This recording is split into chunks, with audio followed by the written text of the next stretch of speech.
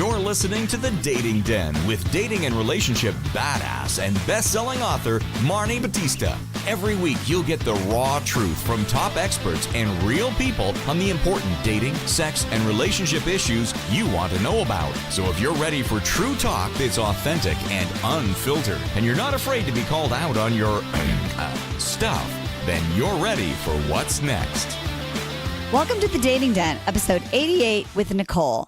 Why being smart is never enough to help you stop dating the bad-for-you guy. Ladies, welcome into my beautimous dating den. It's very exciting here in the dating den today. My kitchen is almost done if you've been following along or if you just randomly listen to this episode. I haven't had a kitchen in 3 months, and so I'm feeling really sassy today because I'm getting my kitchen back on Friday. So that's what's going on in the den. But more importantly is the fact that Nicole has decided to venture into the den this afternoon because she wants to move on from a guy who is just not that into her. And I know for so many of you, this is just a massive issue. And we're going to have Nicole tell us all about it. But basically, this has been going on for over a year now. And she wants to be able to gracefully move on. She wants to move forward. And the bottom line is when she filled out her application, she was like, I want to be with someone who I can have a future with. She's sort of done with the let's see how it goes week to week. So she has a serious goal and wants to actually be able to move past this relationship that isn't serving the vision for really what she wants in her life and who she really is out in the world. So Nicole, welcome into the den. Thank you so much. I'm so excited to be here. I'm so excited that you volunteered. That's always awesome. And I know that every single person who's ever been a guest on the show, I get tons of emails and comments about how you showing up here pays it forward and helps someone else. So I just want to acknowledge you for doing that. So let's talk about your crush. So lay the scene out for us. So it's been going on for a year. Where did you meet him? And how do you know he's not that into you? So I met him at the gym, which is pretty much where I've met anyone that I've dated. And initially I had a crush on him and I threw out a couple things. Oh, maybe we can go hiking. And he, oh, I'm busy that weekend and no follow-up, like maybe another weekend. So I got the hint. Okay, he's not interested. He's got a girlfriend or something. And then when I started dating someone else, all of a sudden he was very curious about who this person was, and would constantly check in. And when that ended, he wanted to see me. He wanted to go do something with me. And so we went on a day trip with some other friends. It ended with, oh, we should get some drinks. Okay. And then that went on for 3 weeks of him canceling, and me being like, it's okay. And then it turned into nothing. And then as soon as I got the hint then, okay, he was interested, but now he's not. And then I start dating someone else and he shows back up again. And now we're at a point where we have been seeing each other, but more, staying over at each other's houses. And he seems to he shows up when he wants something from me, but he doesn't show up when I need something or I want to do something. And so I know that there's obviously no long-term potential there. If he was really interested, he would want to be around me all the time, not, on a random Wednesday night kind of thing.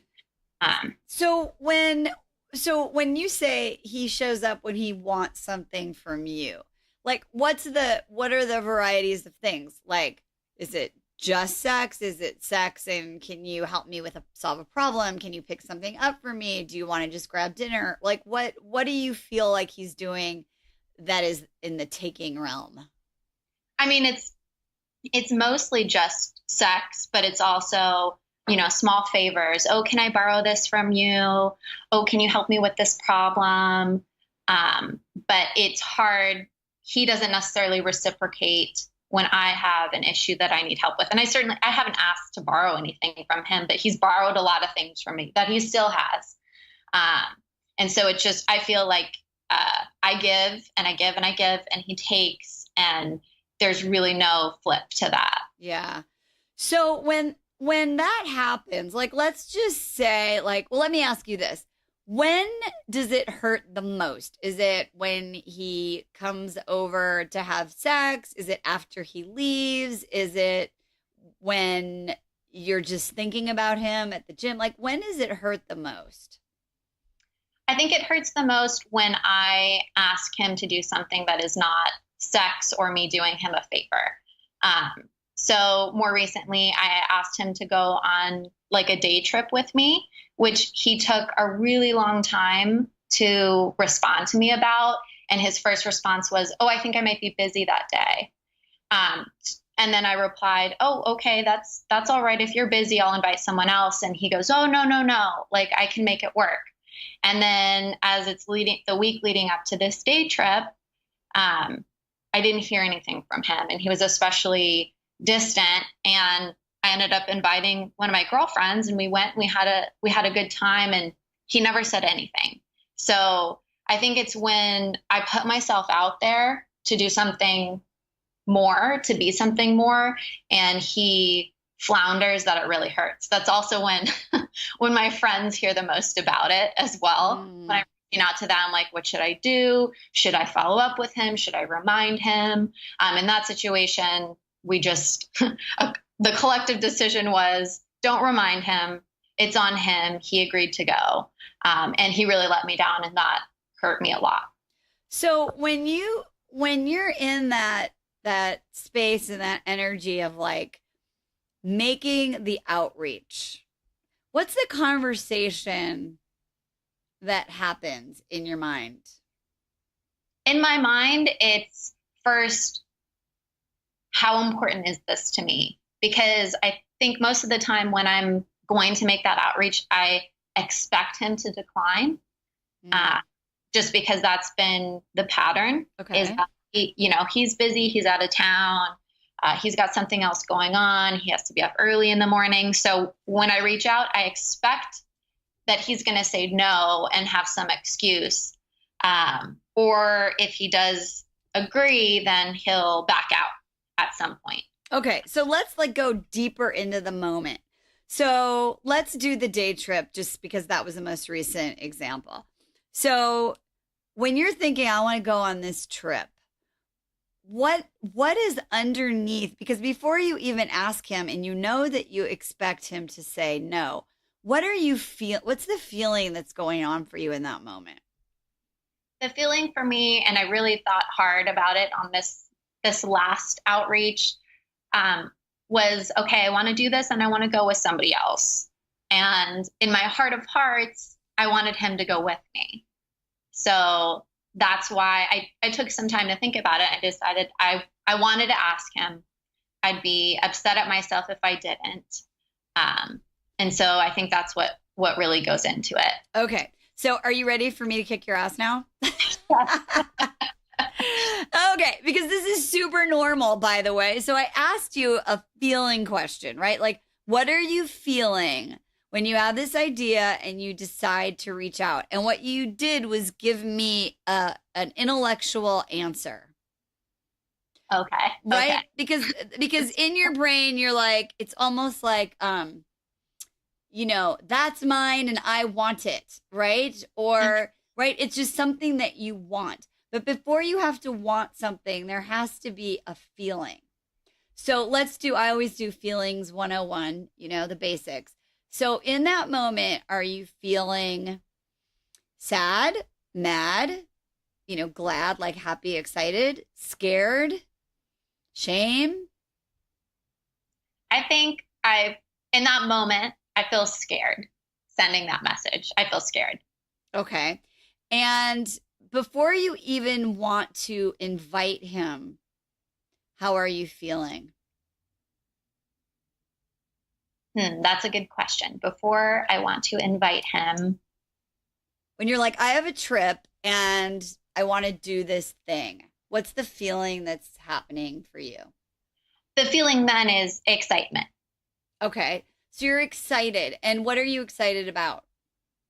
I'm excited about going and doing something that I do every summer, and kind of going back to stuff that I did, years ago that made me feel like I'm not that old, but make me feel young again and remind me of, good times over the summer when I had summers off.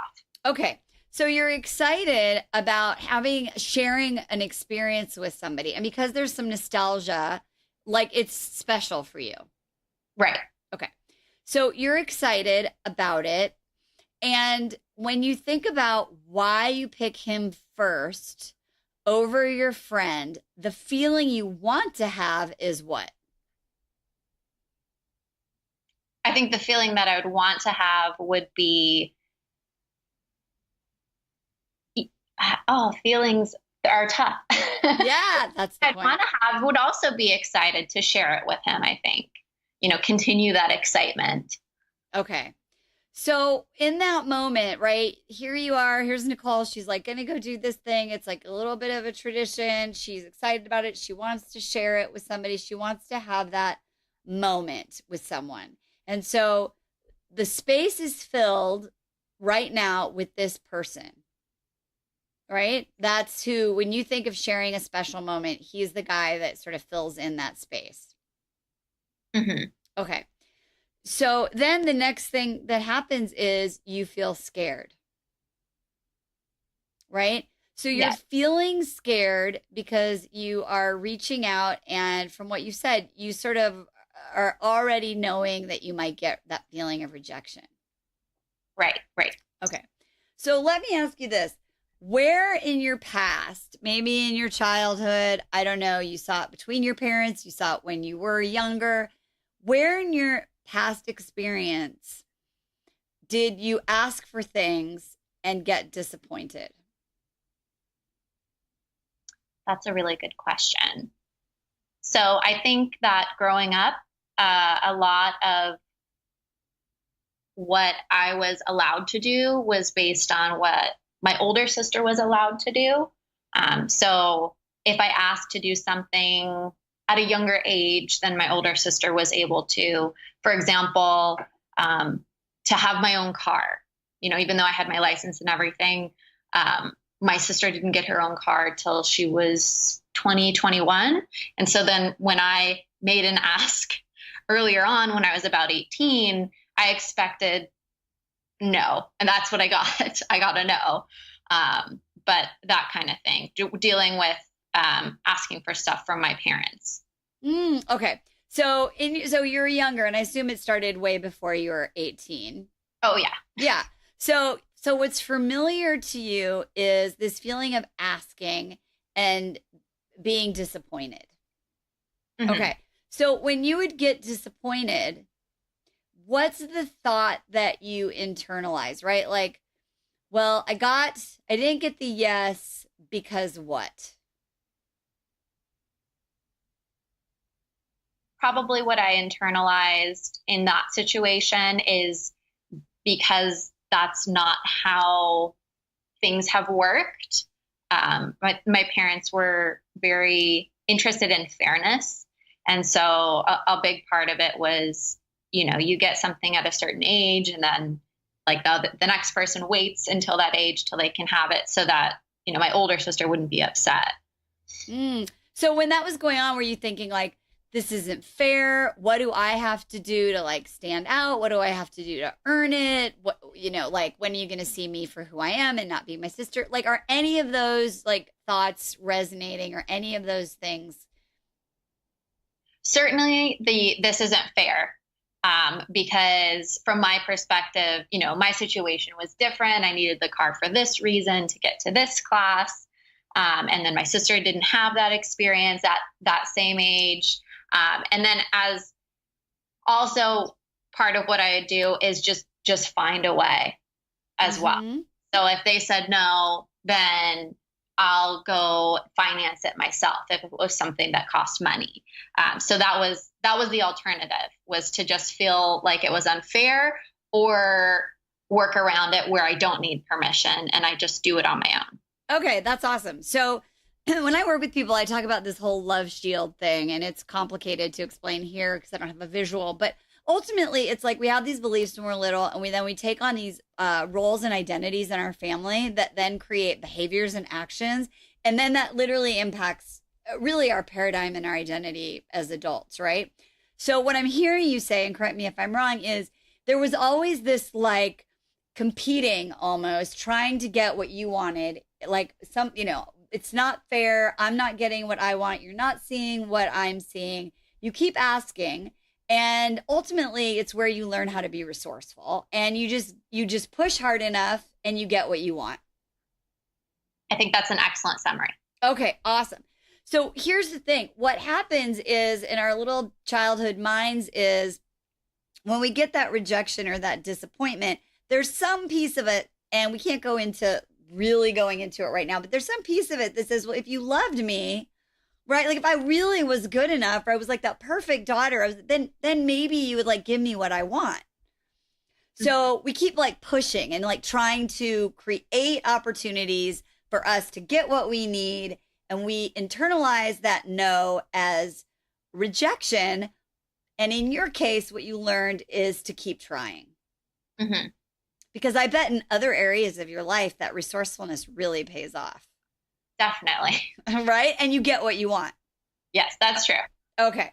So what's going on here, Nicole, is that in that moment, when you're asking for him to join you on that road trip, it's almost like there's that little girl part of you who's like, this isn't fair. Why can't I have my like nostalgic romantic moment at this place where I love to go? I really want this. And it's almost like there's a transference where this guy becomes like that parental experience. And you know that you're probably going to get the no, just like you did when you were a kid, right? Yeah. Okay. But you keep asking. Mm-hmm. And so what's really going on is, and this is deep, is that in those moments, it's like you're still trying to get your parents to say yes and love you. Wow. That's very deep. But I'm following that. Right? Because that's familiar to you. What's familiar to you is to ask and not get what you want, and to keep trying and keep trying and keep trying and trying to figure out a way, which is that week-long period where you meet with the committee trying to strategize how to be resourceful to get him to do what you want him to do. Right. So what's really going on is that you're feeling sad or lonely as part of that excited, and trying to feel a connection or love when you go on that trip and have that moment. Mm-hmm. Does that make sense? Yeah, that makes a lot of sense. Okay. So you asked me sort of when we started, before we got on the air, about what I really want is to be able to start making different choices and stop running into him, stop creating scenarios where I get that rejection. Because that's what's happening, right? You're just setting yourself up to be rejected. Yeah, that's very true. That's a very succinct way to put it. Yeah. So what changes for you if you know in those moments, and your homework is going to be to notice what you feel before you ask. Okay. What changes for you if you really understand profoundly that really you're asking him, what's his name? Adam. Adam. You're asking Adam, but really you're having transference and you're experiencing Adam as mom or dad. Was it usually mom or usually dad who disappointed you? Mom. Mom. Okay. So you're experiencing him as mom, and you're setting yourself up to try to get mom to love you, to say yes to you. It's not about Adam, because intellectually, I can tell from your application and everything that you shared, you know that this is ridiculous. Like, he's never going to say yes, right? Right. Okay. But there's like this emotional part of you, this like little girl who grew up and never got that love in that way, that is still trying to be resourceful. Yeah. And I guess, my resourcefulness, like you said, does help out in a lot of aspects. And I do feel like I'm an intelligent person, but when it comes to boys, Yeah. that all falls apart. So it's interesting to look at it in this perspective. Yeah, because our brain and the neural programming that was established when you were younger is still running the operating system. Mm-hmm.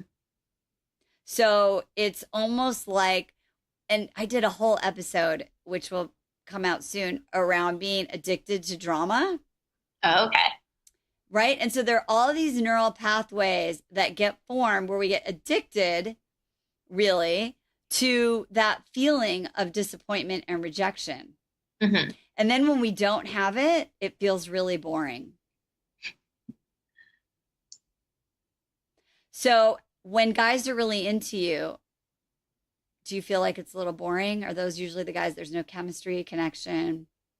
I think that sometimes when guys are really into me, I find ways to nitpick them. Oh, I don't like that he does this, or I don't like that he texts me this way. So that's something that I'm working on not doing anymore, but that's more difficult. I guess it is like I make it boring, or I make it so I have reasons to not like them. Well, right, because your experience of love is you have to earn it. Right. Like I'm always chasing. Right. So when that's your experience of love, you're going to end up attracting and being attracted to men who meet that dysfunctional need for you. Mm-hmm. So Adam is your perfect dysfunctional partner. He will be consistently giving you that feeling that is what's familiar to you, which is rejection and disappointment and having to earn it. And here's what's crazy is those moments when he asks you for something. Mm-hmm. What does that feel like? When he asks me for something, I feel good because, I'm usually willing or able to help him out in some way. I try to be very casual about it because I don't want to just be like, oh, yes, of course, I'll do whatever you want or need.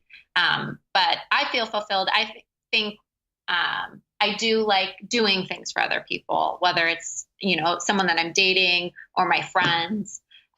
So that feels very fulfilling to me. Absolutely. So that means so then when he asks you for something, right, you get that that experience of being seen, of being important. Mm-hmm. That's right. True. Right. Which is what's not happening when you're asking and asking and asking. So the little trail of crumbs that he provides give you just enough sense of that love connection that you have, which is for you, love is expressed in giving or taking care of. Mm-hmm. Right. And so you're like, oh, this is it. And then you're like, oh, good. So this person loves me, cares about me. And then you set the system up. You get disappointed, rejected. He gives you throws you a bone. You're like, oh, this is love. I feel connected. But the bottom line is, and this is part 2, is when you look at how you experienced love as a child, was one of your parents a caretaker or a caregiver, or was love expressed in your home through fixing, solving, caring for, in that caretaking sort of way? So my mom was a stay-at-home mom, and then my dad worked full-time. So my mom really took care of everything. And reflecting back now, my mom's way of expressing love is doing things for us, like for her daughters. And then my dad expressed love more in helping with projects. I think, he was more scientifically minded and can help with homework and everything like that. So that's awesome. So, and this is really interesting. Like, if for you who are listening and you're like, oh, that's an interesting concept, go back and look at the different ways love is expressed in your childhood home. Sometimes it's like you have to be a martyr or a victim to get love. Sometimes you have to be like the broken person or the troublemaker. Sometimes the person who gets love is the one who excels the most. Sometimes the way you get love is by helping and taking care of other people, right? Like that's how it's expressed in your home. So it makes sense then, right? When he asks you, he can play you like a violin, right? Like he knows in order to hit your like love button, right? He just gives you an opportunity to be of service. Right, right. Okay. So now that you kind of know all this is going on, before we talk about your action steps, what's sort of resonating for you so far in terms of you staying engaged in the behaviors that keep perpetuating this pattern? What's sort of marinating? I think first and foremost, my mind is blown. Just looking at the ways that I set myself up for disappointment and rejection. But it's so true. I mean, it's been going on, my whole adult life, and the majority of the men I date, kind of almost seeking out that rejection. So I think that's what's really standing out to me, is that I'm almost searching for someone who's more difficult. And obviously that's based on, childhood stuff. So I feel like the blinders have been lifted and I can see everything for what it is. Well, yeah. So how does that support you in making new choices? Because in the end, and this is what I'm about, is like you can have awareness, you can trace shit back to your childhood and be like, oh my God, that's amazing. But in the end, it's about making different choices. So let's future pace to the next thing that you feel lonely. By the way, I want you to also presence to that. You might be excited, but also there's this feeling of lonely and a desire for connection. Right. Okay. So it's coming from that place. It's almost like a fantasy place of like, oh, well, he's the person that fulfills that connection for me. Mm-hmm. Right. Because remember, you have these little moments where he like throws you the bone. Right. And so you're like, oh, yeah, I do stuff for him. Even like saying, do you want to come with me on this trip? I will show you. Right. You're in the doing and the setting up and the planning. You're still doing stuff. Exactly. Right. Okay. So when that moment happens, I want you to really understand that the feeling is that you want, and that excitement is a feeling of connection. Okay. Okay. So number 2 is if you go, oh yeah, so I'm going to call Adam. I want you to be grounded in the present, right? And really start to ask yourself what I call high quality questions. So in the moment, how am I feeling? Okay. Lonely, scared. Why am I scared? Because Adam will probably reject me. What's really going on? Oh, I'm not even really asking Adam out. It's like I'm playing out this thing from mostly mom, or in order to get love, I would ask for stuff and then get rejected. That's what love feels like to me. Ew. That doesn't sound good. It sounds, ew, Adam, ew, you're my mom. That's weird. No. Okay. Yeah. Right? So it's like, wait, go back, Nicole. So what do I really want is connection. I want to share this weekend with somebody who cares about me, and I can talk about the old times. And yes, it'd be awesome to have romantic love, but right now there's not somebody here to fulfill that. So what I really need is connection. How can I meet that need for myself through the right person to share this with me? Mm-hmm. In which case, I think I would have to invite, I have plenty of amazing friends, female friends. So that's who should go with me and who ended up going with me on this trip. But totally. And here's the thing. So the more that you start, I call this a romantic rut, right? So it's all about choice points. So we created a choice point for you. And it's really about starting to make those different choices. The more that you do that organically, not from a place of like, oh, willpower, don't text Adam. Like that never works, right? It just never works. But you're like, oh, wow. What can I do? And this is like the bigger picture. Am I more committed to my bullshit, right? My story, my acting out my patterns of my life, or am I more committed to my vision? My vision is I want to be in a healthy relationship in the next year. Mm-hmm. So then you get an action of that, right? Which is starting to explore some of these childhood patterns, starting to look at becoming really a woman who's dating from her emotional adult healthy self, and then putting yourself in a position to begin to attract men that will be a reflection of sort of that new you. Mm-hmm. Rather than spending a week with the collective trying to like mastermind on strategies to get somebody to love you who doesn't. Right. Make sense? It makes so much sense. So you mentioned like one other thing that you do is you like run into him at the gym. Is that like, besides like asking him to do something, what's your other like pitfall or possible trap that we can like make a plan to handle now?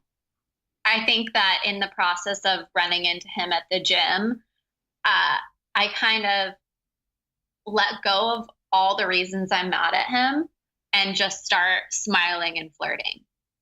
Because that seems to be the basis of our relationship, is just, chatting and flirting when we see each other. So I think that's something else that I need a plan for, is to not like melt when I see him, essentially. Okay. So what are some, so there's the obvious of like, do you know when he goes to the gym? Is there a way you can just avoid? Yeah, I think I could go at certain times or on certain days when I know that he won't be there, or when he might be busy. Okay. Because that's obviously the easiest one, because what I want you to remember, because you'll be like, oh, I just really want to go now. What you're really feeling is lonely, and you want validation and connection. You don't want Adam. You want that feeling. Right. I know that I enjoy when he gives me attention, so I can be more aware on that front. Right. Because when he gives you attention, it's like he gives you the keys to your brand new car and you're 18. Right. It's a very good analogy. Exactly. You get a brand new car. Okay. But what you're really signing up for is this way that you experience love as a kid, which is rejection and disappointment. Mm-hmm. Okay. So here's why I want to leverage your ability to be resourceful. Okay. So what do you really, really want in terms of love, like your deepest heart's desire? How do you really want to feel when you're with a man? When I'm with a man, I want to feel appreciated and valued. And I like to say that, I'm not looking for my other half. I'm looking for my complement, because, I'm a successful person, and happy as a single person, but I want to be with someone who makes my life that much better. Okay. Which is so clearly not Adam, by the way. That's so true. I mean, he like takes energy away from your life. Okay. Yeah. It's really exhausting, and I'm exhausted with him. Yeah, totally. Okay. So this is where we want to leverage your resourcefulness. So let's say you're feeling angsty, you're feeling lonely, you're feeling disconnected. Your brain says, I want love. And you go, oh, Adam, because really what I want love is like that rejection thing. Okay. So I want you to just start literally, I don't care if you do it 20 times a day, whenever you start to miss him or thinking about him, you're going to remind yourself what's really going on. Okay. Then you're going to put your hand on your heart and you're going to say, what is it that I really want? Appreciation, love, my compliment. And then you're going to ask your resourceful, highest self, what's my next best move? Okay. And it could be like, oh, I'm feeling lonely. I could ask a friend to go to the gym. I could text a friend instead of text Adam. I could listen to this podcast again for like the 537th time. Oh, right? I listened to this a bunch of times. Exactly. So, but the bottom line is that resourcefulness, that like, you know what, I'm going to get what I want. I want you to use that to commit to what you want instead of committing to the old way of experiencing love, which is doing things for other people and putting up with crumbs and setting yourself up to get disappointed. Okay. Because that, when you make the one simple decision, I've been talking about this all week in this office. Literally, it's about making one simple decision. I am more committed to my outcome. I'm more committed to having a healthy, loving relationship, a family, connection, whatever it is that you want, Nicole. I am more committed than that, than I'm committed to my story, to my bullshit, to my fear, to my angst. Okay. And I'm going to use all the resources that I got as a result of how I grew up, because we all turn the negative part of what happened when we grew up into an asset. It's kind of crazy, right? But I want to use that resourcefulness. I'm going to think of 5 other ways I can work out. I can get that need met by calling a friend. I can go online and start looking at other possible matches. I can learn, study, listen, do coaching, whatever, to work on the issue that's actually coming up right now. There's at least 5 other ways that you can handle that moment and make a different choice. Okay. I'm going to commit to this. Awesome. I love that. So, last thing, when you think about your why, like, why is it that you're here? Why is it that you're willing to be uncomfortable to get what you want? What is your why? Do you mean why I'm on the podcast right now, or why? Well, that's part of it, right? Because in order to get what you want, you're going to have to, you always have to go through the pain of my current situation to get to the vision. Making a change is uncomfortable. It just is. It's going to be breaking patterns, new habits, feeling feelings, all these kinds of things. So it's really important you got to have something, right, that's over there going like, well, because I want this. Right? Like, it's like you're applying to medical school. Obviously, that's going to be challenging and hard, but you want something, so you're willing to go through that discomfort. Right. And for that situation, I know that, that career is going to bring me the most joy and be the most fulfilling, even though it's difficult, and even though the job itself, once I get there, is difficult. So as far as, why I'm willing to push through the tough stuff here to clean up some of my issues with relationships is I know that there are great guys out there. And I met up with one of my exes several weeks ago, and we talked forever, and it reminded me that it isn't always that hard. Things didn't work out with him, but it wasn't hard from the start. There was no difficulties there. And so I know that it doesn't have to be as difficult as it is with Adam or other guys that I've been dating more recently, where we're just not matching up. And so I'm willing to put in the extra effort and feel the feelings and work past the behavior patterns that I've established so that I can meet the right people and find the right relationship. I love that. So when you're in that moment of like, this is so hard, I want to text him, like remember your why. Okay. I love it. Well, thank you for being here. I think we covered I think we got to where you wanted to go today. Yes, absolutely. Thank you for having me. Oh my God, I love it. You're amazing. And ladies, don't forget, please, please, please, please, please, date with some damn dignity. We'll talk to you soon. See you next time. Bye-bye.